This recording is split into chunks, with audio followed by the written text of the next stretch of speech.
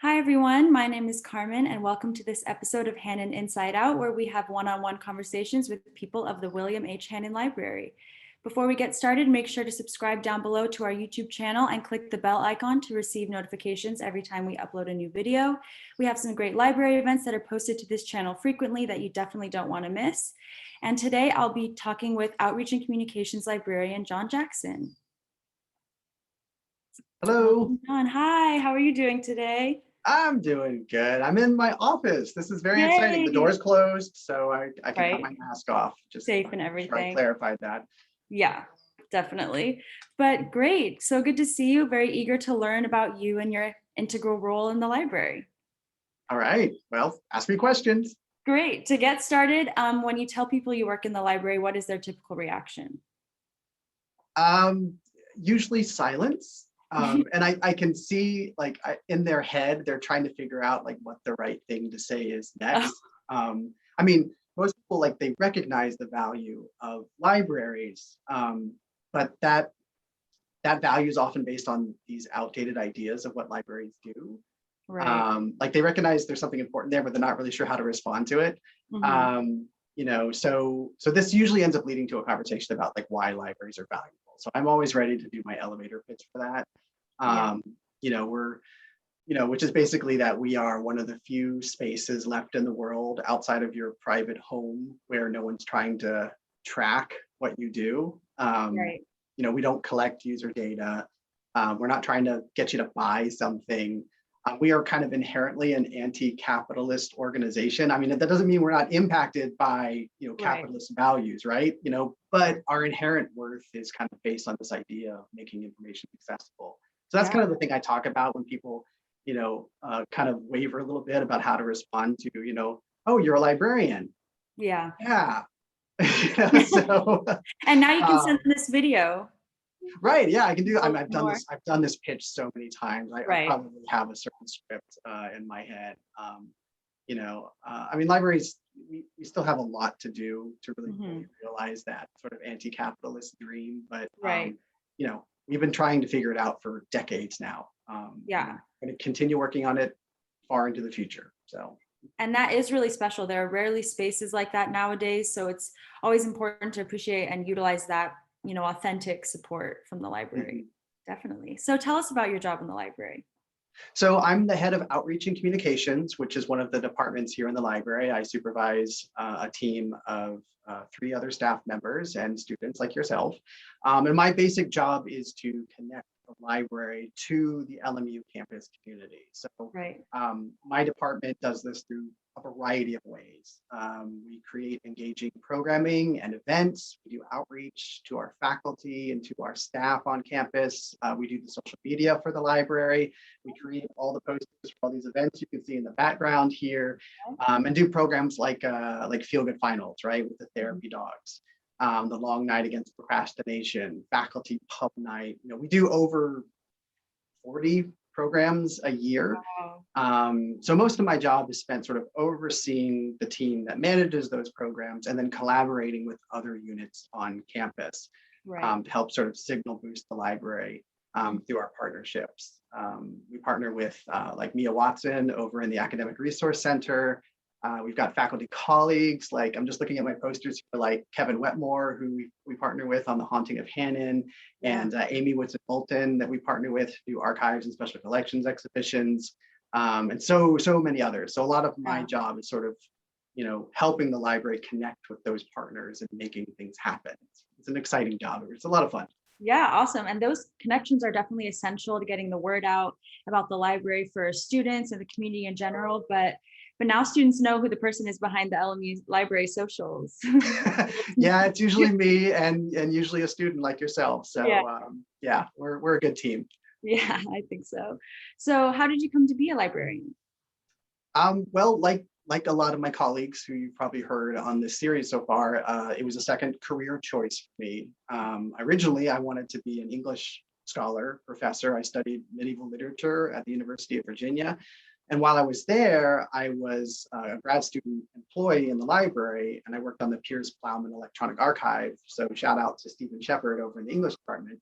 Um, but working there and spending a lot of time in Alderman Library at UVA kind of got me thinking about like, I kind of want to stay here forever, you know? So I was like, okay, what does it take to be a librarian? Well, I have to have a master's degree in library and information science. So I then went and pursued a master's degree, which is the terminal or the final degree for librarians. And sort of the rest is kind of history. I worked at USC for a number of years. I worked at Whittier College, and then I came here. But it wasn't my original choice. Right. But I'm very happy that I made that choice. Yeah, and I love that you're able to include your interests in English with medieval lit into your job at the library, since we definitely have amazing materials in those subjects. Yeah, yeah. I actually originally wanted to be a music major. Right. I was a music major. I mean, Yeah. I did vocal and saxophone, and Oh, I realized that becoming a secondary music education teacher was really not my skill set. yeah. I liked playing music, I liked singing music, but I was not great at teaching. Right. You should perform at the library one day. Give us Maybe a one day. Yeah, one day. So how have you been able to adapt your job to the online environment? Well, I mean, like many people, I'm still mostly working from my home. I was able to come into the library today to get some work done. And so I have a lot of interruptions, you know, and other things happening in my home typically. So it's been difficult. Definitely. But strangely, we're relying a lot more on face-to-face interactions, which I think a lot of people are starving for. So even though they're virtual interactions, I've been doing a lot of one-on-one meetings, small group meetings with students and faculty and colleagues. Right. I've been doing a lot more phone calls recently, which I find incredibly relaxing and actually more efficient than email. So I've really enjoyed like hearing people's voices, even if it's through Zoom. I mean, but we're still doing all the stuff we normally do. I mean, if you count all the programs, all the orientations and stuff we did this last year, we did over 70 individual events. Wow. I haven't run all the numbers yet, but we're talking anywhere between like 3,000 plus for our events that we did. And then of course, every student at LMU has some sort of library introduction. So we're talking 10,000 students. So we're still connecting with students every day at the library. It's just mediated through Zoom and chat. Right. And the library's done such a great job to the point where there are like new events and new event series that could somehow be adapted to the in-person environment. But overall, it's just amazing. The library's been able to still grow and everything during these times. It's been really cool to see. Yeah, I'm glad to hear you say that. Yeah. We're having fun. So yeah. And you mentioned this a little bit earlier, but are there any departments in the library or the university that you tend to work closely with? Maybe some you haven't worked with that you'd like to work more with in the future? Well, like I said, we work closely with the Academic Resource Center. So we co-lead the Common Book program with them, and we do a ton of other stuff with them, workshops, student instruction type of materials. We work with History Department a lot. So Elizabeth Drummond, Amy Woodson Bolton. We've done lots of different programs with them, like we've done escape rooms. Amy Woodson Bolton's history class is currently taking over our Instagram account this week. Oh, awesome. To show off some of the work they've done with our postcards. Work with the theater department quite often for our Women's Voices program. So we've worked with Daphne and Kevin over there, and a ton of other staff. I feel like I worked with everyone in the theater once in the last few years. So they're kind of our frequent go-to collaborators.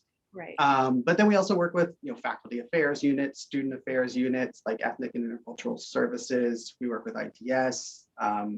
We work with ACTI, the Academy of Catholic Thought and Imagination, quite frequently. So yeah, there's a lot of people that we go to. I'd love to work more closely with some of our faculty in Seaver in the School of Ed. We have done things with them in the past. I'd love to do more.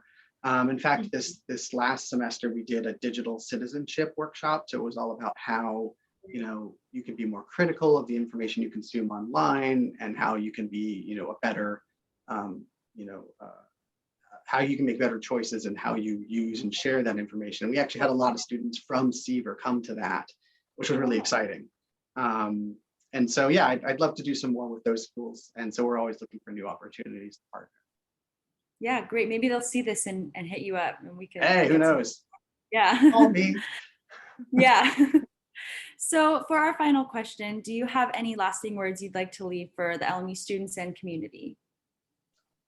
I would just say, like, thank you for supporting us through this whole time. It's been difficult. I think we've done a good job of supporting our campus community. But I also am really appreciative of the time that people took to send us words of thanks. So thank you. Thank you for making us part of the academic experience here at LMU. You know, the love letters to the library, there's never enough of them. So we're very honored, and we're very humbled by that. And we want to be true to your expectations of us. You know, I believe that the library, you know, is central to the academic success of all of our students. So my message to everyone is, please continue to shout the praises of the library, tell other people how the library has supported you, encourage them to utilize our collections and services. You know, you can connect with us one-on-one, you can connect with us virtually, whatever your preference is, but you know, keep telling people about the library, and thank you for all of you who are doing that already. So. Perfect. I love that. Thank you so much to John for joining me today. This was great. And thank you to everyone watching. Remember to follow us on Instagram and Twitter at LMU Library, and go to library.lmu.edu to learn more about events coming up. And remember to subscribe to this YouTube channel. But thank you so much, John. Thank you, Carmen. It was a pleasure. Yay. See you later. Bye, everyone. Bye.